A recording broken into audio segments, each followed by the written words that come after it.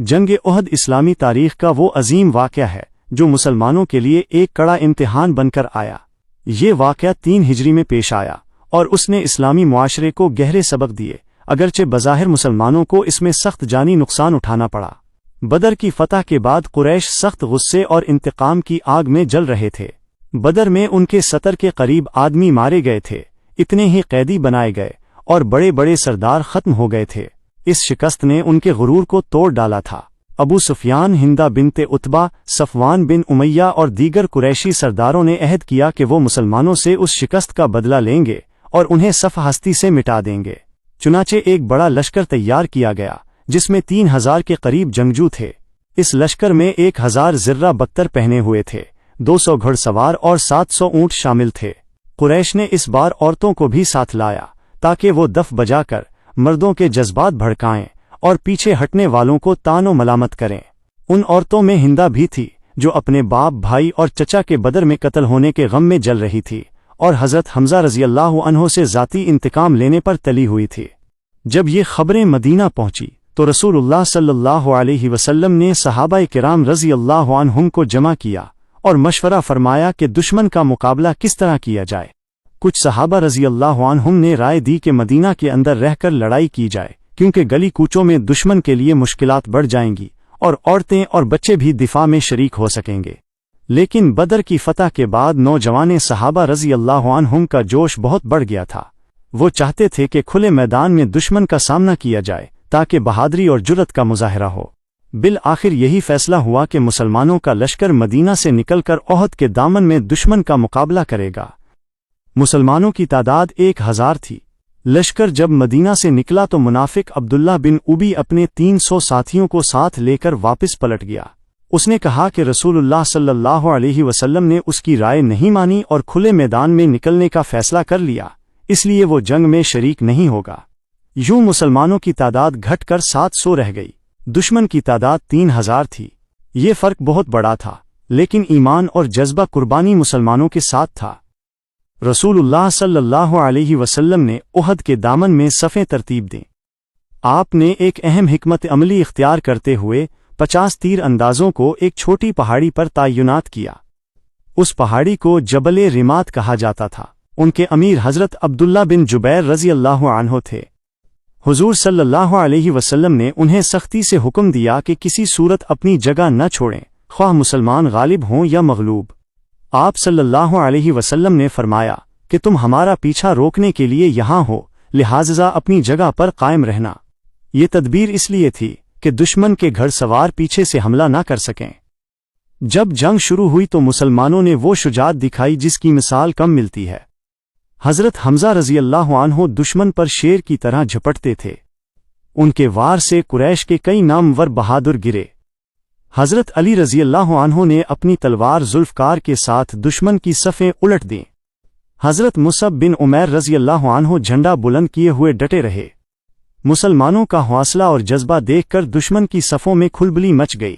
قریش پیچھے ہٹنے لگے اور مال غنیمت ان کے پیچھے چھوڑ دیا۔ مسلمان غالب آ گئے اور یہ منظر دیکھ کر صحابہ کے دلوں میں فتح کا یقین بیٹھ گیا۔ لیکن اسی وقت ایک بڑی آزمائش آئی۔ پہاڑی پر موجود کچھ تیر اندازوں نے دیکھا کہ دشمن بھاگ رہا ہے اور مال غنیمت میدان میں بکھرا پڑا ہے۔ انہوں نے کہا کہ اب لڑائی ختم ہو گئی ہے، ہمیں بھی نیچے جا کر مال غنیمت اکٹھا کرنا چاہیے۔ حضرت عبداللہ بن جبیر رضی اللہ عنہ نے انہیں حضور صلی اللہ علیہ وسلم کے حکم کی یاد دہانی کرائی کہ اپنی جگہ نہ چھوڑنا، لیکن زیادہ تر نے ان کی بات نہ مانی اور نیچے اتر گئے۔ صرف چند ساتھی پہاڑی پر باقی رہ گئے۔ یہ وہ لمحہ تھا جس کا خالد بن ولید انتظار کر رہے تھے۔ وہ اس وقت اسلام میں داخل نہیں ہوئے تھے اور قریش کے گھڑ سواروں کے کمانڈر تھے۔ انہوں نے اپنے گھڑ سواروں کے ساتھ پہاڑ کے پیچھے سے گھوم کر آنا شروع کیا اور جب دیکھا کہ پہاڑی تقریباً خالی ہے تو فوراً اس پر قبضہ کر لیا۔ پھر انہوں نے عقب سے مسلمانوں پر حملہ کر دیا۔ سامنے سے قریش نے دوبارہ پلٹ کر حملہ کیا۔ مسلمان اچانک گھیرے میں آ گئے۔ وہ جو پہلے غالب تھے اب بکھرنے لگے۔ اسی افراتفری میں دشمن نے رسول اللہ صلی اللہ علیہ وسلم کو نشانہ بنایا۔ ایک پتھر آپ کے چہرے پر لگا جس سے دندان مبارک شہید ہو گئے۔ آپ کے چہرے پر زخم آئے اور خود مبارک کے حلقے پیشانی میں دھس گئے۔ آپ صلی اللہ علیہ وسلم زمین پر گر گئے۔ اس دوران ایک افواہ پھیل گئی کہ رسول اللہ صلی اللہ علیہ وسلم شہید ہو گئے ہیں۔ یہ خبر سنتے ہی بہت سے مسلمان دل شکستہ ہو گئے تھے۔